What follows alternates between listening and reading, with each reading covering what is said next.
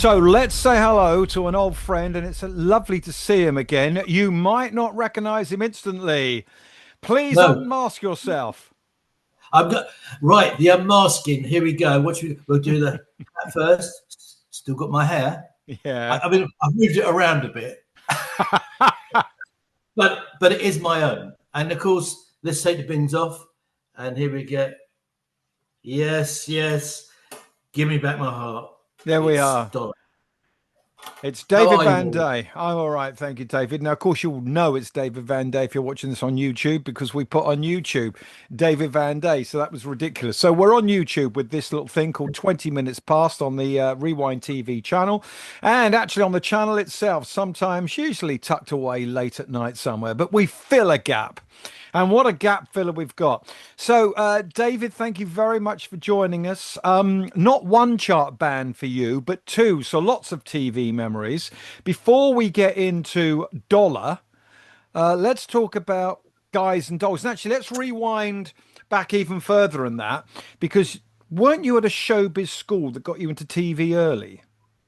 That's correct. I was at the world famous Italia Conti Stage School in London. It was in Clapham at the time, and some of my colleagues I say colleagues, little girls at the time, was Bonnie Langford, Lena Zavaroni, bless her, and of course, Neil Reid. Who remember Neil Reid? Her number one was Mother of Mine, Oh, yeah, he did and Opportunity Knocks, didn't he? yeah, and they used to, and he was up from Scotland, and of course, as soon as he had all that success, he needed to be in London quite a lot. So they sent him to this stage school, and he was there too. Leslie Manville, a very classical actress these days. I bet she'll soon become a dame. She was there at the same time.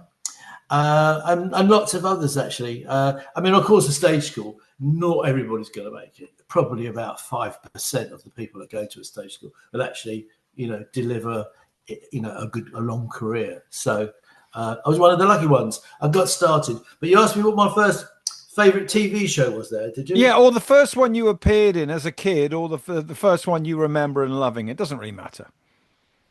I think probably the big one would have been Guys and Dolls. There's a whole lot of loving, which was a huge hit and would have been top of the pops. So and I would have only been about 19. Right. Now, That's, were you at the recording session for that? Or was it done by session men and then they just formed a band to go on and sing? yeah. Well, there's a whole lot of loving going on. Just to let you know, I can sing. But on this occasion, the record had been made, and it had been written by three guys called Arnold, Martin, and Morrow, who were who were they? Butterscotch. Oh, Don't yeah. you said hello, right? So they were past their prime a bit, but they were keen songwriters, and they'd written this track, recorded it, and then they just needed some faces to support it, really.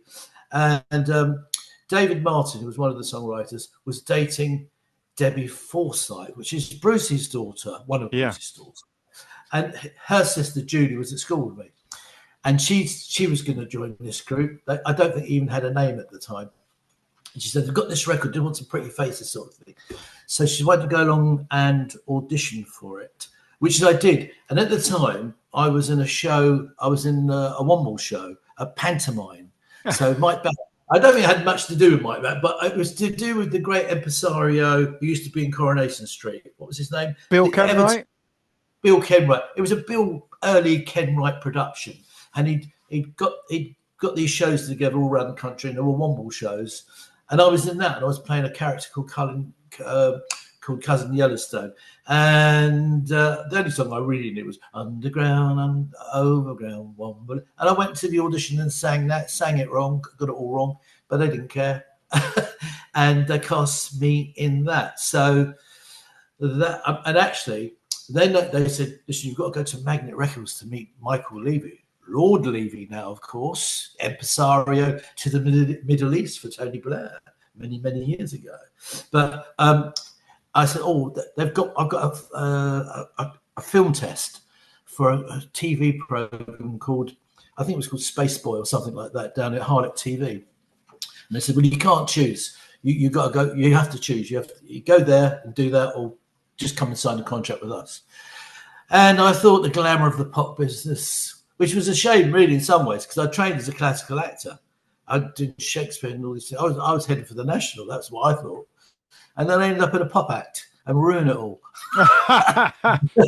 So throw it all away. So did you immediately get a Top of the Pops, or did you do some family variety shows as Guys and Dolls? What was your first TV? I'll tell you, around about those times as well, and then coming into the 80s as well, was these big top BBC TV shows in a big tent from Blackpool. But you see, the viewers in those days, you was 20 million people on a Saturday night. I mean, a huge amount of people.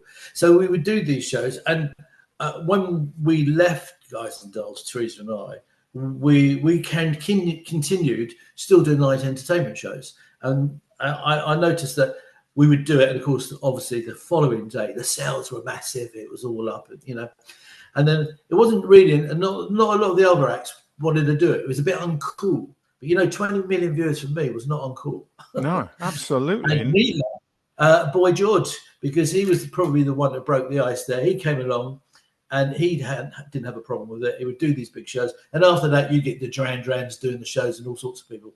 And they, and saw it for what it was worth. A great platform to get your music. So what you're saying is things like Seaside Special with the big top was seen to be a bit twee, and if you're a serious musician, you might not want to do it, but you took a risk. The records went up the charts, and then Boy George and all of the others followed in the 80s.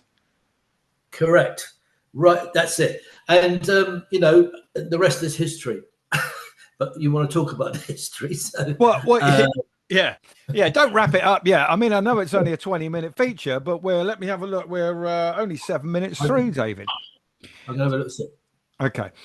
So let's talk about your first time going to TV Centre and going to Top of the Pops. You'd have watched this show as a youngster. Do you remember anything about your first time in the studio? Oh, actually, I was probably about 12, 13. We went to Lime Grove, actually, studios, back at the Shepherd Bush Theatre there, where the Top of the Pops was originally from, before it got to Television Centre. And I was just in the audience, and it was a kid's show. I can't remember the kid's show. But Peter Newman was on that day. And I saw him walking down the corridor with his arm around his girlfriend, looking very glamorous before he sang whatever hit he was singing on that day. So I'd been in the studio. I'd been, and to be honest, I couldn't wait to get up on the stage, really, and do my bit. And when Dollar came around, not so much Guys and Dolls, but Dollar, you do Top of the Pops. And we were in the punk era, 1978. It was just all breaking through. You'd have like the Sex Pistols one side of you, and then the Damned, you do your bit, and the Damned would come on. We were the alternative. I always thought we were the alternative music in our sugar chocolate box sort of style. Yeah, that's interesting to see it that way, because I guess it's to stand out in the punk era, you really had to be probably disco, but you weren't disco. You actually, Shooting Star, it didn't really have the tempo. There was the chorus does go into a sort of little dance beat. But in actual fact, it's not considered 70s disco sort of thing. No, it's a good record. Look, we'll get to that in a mo. But so with Guys and Dolls, you do. There's a whole lot of loving. Then is there another song called Here I Am Again, or Here I Go? What happened? Here I Go Again. Here I go again. Da-da. Same old show again. Well, what happened there is because Dominic hadn't actually, who was our lead singer, a very sort of macho alpha male on the Tom Jones sort of style.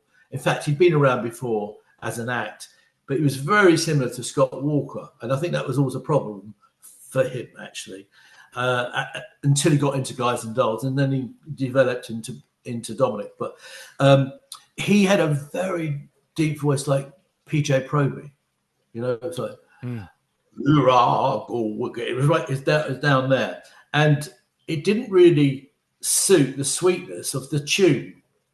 And they didn't really know what to do here. So we're all in the studio, and they went round and so you try, and then I went away, here I go again, like Donny Osmond or something. And he went, wow, well, that's good. But I don't And in fact, and then Thereza was then chosen to do the girls' part, not Martine. Martine had a very strong soul voice. And they did all the bags with us up at front. And then just at the last minute, I don't know what to be fair, I don't think that they would have known what to do with Dominic in the lineup. When we were top, what would we have done? So it was switched back and they made it work for Dominic. It came out. It wasn't a particularly big hit. I think it didn't get, it might have just got in the top 40, something like that in those days. Then we had another one that didn't work out. And I kept on saying to them, and Thereza said to them, look, it's music. We've got to modernise it. We've got to go with a flow here. I know people that maybe could help us. Because as a child, I used to know David Courtney's sister. Now, David Courtney wrote the songs with Leo Sayer and all The Show Must Go On and all that. Was it The Show Must Go On? The Show Must Go On, one-man band, giving it all away. Yeah. Of course, which Roger Daltrey wrote for, yeah. So, but they wouldn't listen, and I kept on. And in the end, we had no choice really. We'd done about 3 years, learned a hell of a lot about live work and cabaret, because in those days, all around the United Kingdom, there were these huge cabaret clubs. Yeah, there was a circuit called the Bailey Circuit, and that was really big, and it paid. They paid really, really well, and there were other clubs like go up to Leeds, to Wakefield and Batley, and they were packed with miners down the front drinking pink champagne. And this is before Mrs. Thatcher came in and stopped the overtime and all the things that happened, sadly. And but they were great clubs, and they'd get people from America, the Four Tops. I mean, they were a bit off the boil, some of these acts that came in from the States, but live they were fantastic. Yeah. And the Drifters, we see the Drifters, all sorts of acts, the Supremes. I remember I used to get there the day before we started our week, because you just do about 6 days there. And there's a guy slumped in the chair. I said, "Who's that?" They said, "That's Del Shannon." Del Shannon. He's finished his act in the chair. Okay. And I thought to myself, you know what? I'll never be doing this at his age. Here I am, So what I've learned is that, you say you're never going to do something again, and you do it. Yeah. Sometimes. So I'm a bit. Did Guys and Dolls split up, and that's how Dollar happened, or did you two just leave and then they limped on? Well, they fired us because they got wind that I was leaving.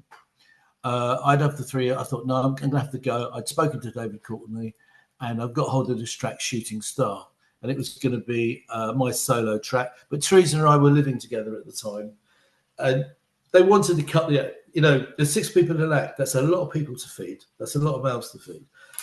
The records weren't really happening. We were okay in Europe, oddly enough. We were doing well in Germany. We were a big TV act. One night I said, the only thing we haven't done is the epilogue. And we got the epilogue one night, just before they closed it down. What they called promos in those days, video they put on. So I think they thought, well, probably, what we do? Let's go down to 4 and give them the elbow. So they did. But that sort of suited me. But I didn't tell them that. That suited me. So they must have been, I wonder, they must have been livid that their career bombed. You and Thereza get sacked, and there you are on top of the pops doing Shooting Star, and they'd have a whole string of hits. And within about 6 months, nobody thought probably Thereza and I were going to do anything at all. And I think even we were with Magnet. Magnet just let us go. Lord, and that was it really. And then weeks we were hustling away, getting together. And then you walk into an office one day of an executive and says, "Yeah, I like that. I'll sign you." And then the one thing he did do, it was a guy called Chris Yule at Acrobat Records, and it was a small production company. He'd been at Robert Stigwood for many years, but he'd been given an awful amount of money by some shipping magnet to start a record label, and he was just spending it and drinking it and all that. But we having good parties. But he heard Shooting Star, the demo, and he said, "But what I do, I'm going to put you with a producer called Christopher Neal, or Chris Neal, who's there at the time, who was at the time producing Paul Nicholas. Dancing with dancing. This is good for you, cheese. Yeah. So, and Paul was getting a bit ambitious about production and wanted to do some other things. And he wanted to work with two songwriters called Bugatti and Musker. Oh yeah, they did lots of hits. Yeah. Yeah. So what in effect happened, because Bugatti and Musker were going to do Thereza and I, Dollar, and do Shooting Star. We swapped. Chris Neal came to us. Bugatti and Musker went to Paul. He never had a hit again. And Chris produced Shooting Star. He was a terrific producer, Chris Neal. He produced Sheena Easton, For Your Eyes Only. Da, da, da, da, da. And he'd also produced In the Living Years. In the Living Years. Oh, Mike and the Mechanics, yeah. And a Bond theme. That's not bad. Yeah. So he is a great producer. I think he still does it. And so we did that for a few years, and that was Shooting Star, and then Who Were You With in the Moonlight. These were really very, very good radio records. DJs liked them. And I think what happened at the end of the 80s, the synthesizer was coming in, a CS40 Yamaha. It was a bit like a long, you needed men in white coats to work it. And do you mean the end of the 70s, beginning of the 80s? Yeah. And we'd started. So it's 1978. Shooting Star's got all those little button and all of that type of stuff. So the synthesizer came in, and that changed a lot of things. Lead guitar solos started to fade. Punk was on the wane, and it was the bright young things of Duran Duran's and the Spandau Ballet and Boy George that was coming through, and it was much more glamorous. I mean, Shooting Star did sound like it was from outer space with all of those and those effects at the beginning, but they weren't overdone. He got the balance just right, and he put them in just at the right time. So they never got on your nerves, but they made the record sparkle and pop, didn't they? He was a terrific, great with harmony as well. That was the other thing. And Chris has been an actor himself, actually, and I think he played the lead in Jesus Christ Superstar in the West End. But he was very good with harmony, and but once he got tied up with Sheena. Sheena came along from the show with Esther Ranson, bless her. The big time, yeah. And the record came out, and it was 9 to 5. They had to change it to 9 to 5, wasn't it? A Working Girl. They had to call it. Because 9 to 5. 9 to 5 was from the movie. Oh yeah, 9 to 5 was the movie in America with Dolly Parton, and they changed it in America to Morning Train. Morning Train, yes. Yeah. Oh, they changed it to Morning Train. Anyway, he did that, and she had a very strong manager, and he had very ambitious plans for her. And we thought, well, you know, you've got a new baby now, Chris, and it's taking too much time.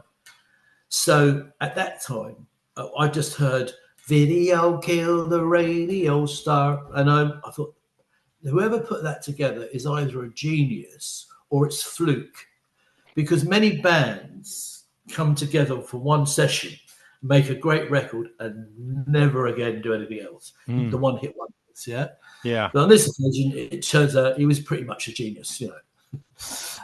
But he said no, he wasn't that into it, digging it. And this is Trevor Horn. Trevor Horn, yeah. And he said, anyway, he said, I'm joining Yes. And he went off to join Yes for a year. And I'm not sure how much he enjoyed it better. He was in there for a year. They wrote that great track, Owner of a Lonely Heart. Yeah, great record.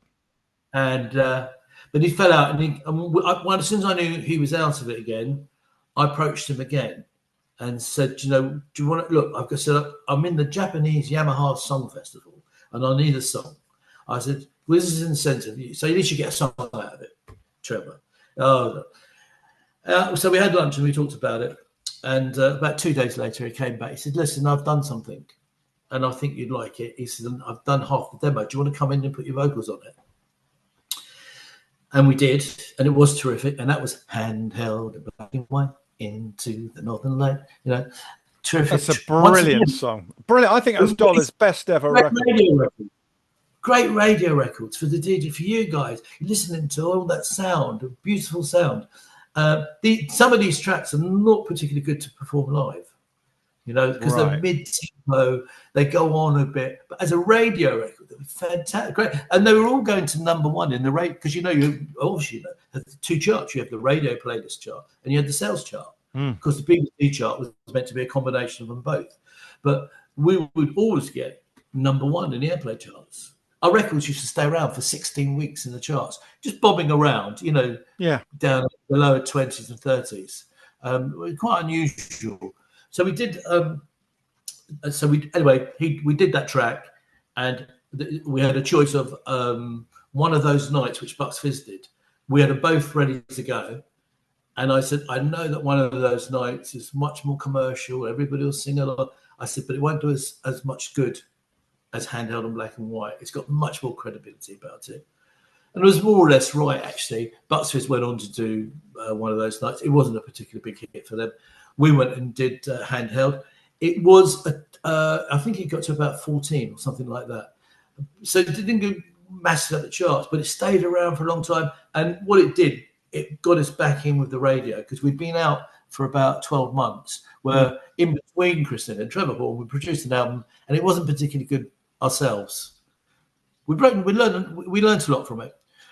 So we needed a good radio record to get back in. Handheld and Black and White was the one. And of course, you did that on Top of the Pops. And if you want to see that, it's up on YouTube. Now, we did, to be absolutely honest, David, we didn't talk about TV as much as I would like to for a feature called 20 Past, which is meant to be TV memories. However, you told us some great stories. I love talking to you. You've got a great memory. And what I take from this is you're a man with a great musical ear, and you know a hit when you hear it. And there you were back, in the background, planning and plotting and coming up with ideas and going out and having meals with the right people to make it work. So thank you very much for sharing all of that with us.